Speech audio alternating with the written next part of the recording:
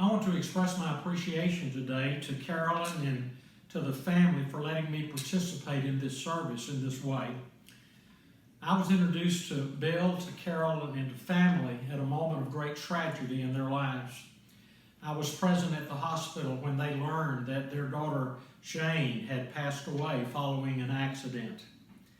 I didn't know it, but that experience began for me a very special relationship that has endured through all of the years since that time.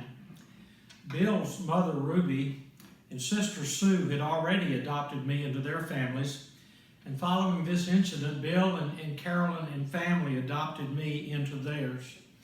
Over the years that have passed, and there are so many years, almost 30 years now, there have been so many incredible moments, so many wonderful times, and so many blessings that I cannot begin to count them all.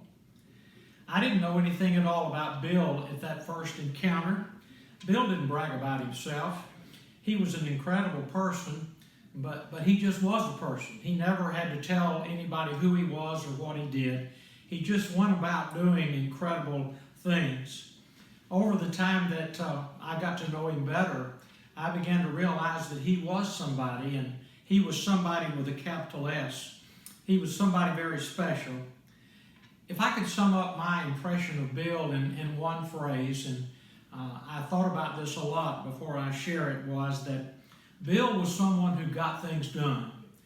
And it didn't make any difference what the thing was. If Bill was involved and if something needed to be done, Bill was going to get it done. I don't know what's needed done in heaven today, but I do know that since Bill is there, if they need somebody to get things done, he's on the job. Bill had an incredible servant heart. As I said, he never went about telling people who he was or what he did. He just went around serving people. And that service reached out in all different kinds of ways. He was incredible in the corporate world. I first knew him as a lobbyist for AT&T, later became president of AT&T Louisiana. He was a champion of Boy Scouts and did an incredible work for that organization. He was also a chairman for United Way in New Orleans and led that entity. Of all the things I think that were important to him, however, and the thing that sort of stuck upon my heart was that Bill was a man about family. Bill loved his family. Bill loved his mom, Ruby. Bill loved his siblings.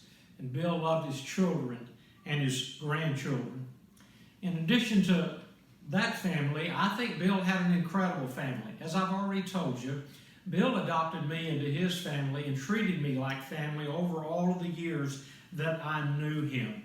I would guess that today, as you sit there and look about you, there are many of you today who had the same kind of incredible experience and who were blessed so much by being included in Bill's circle of family and friends.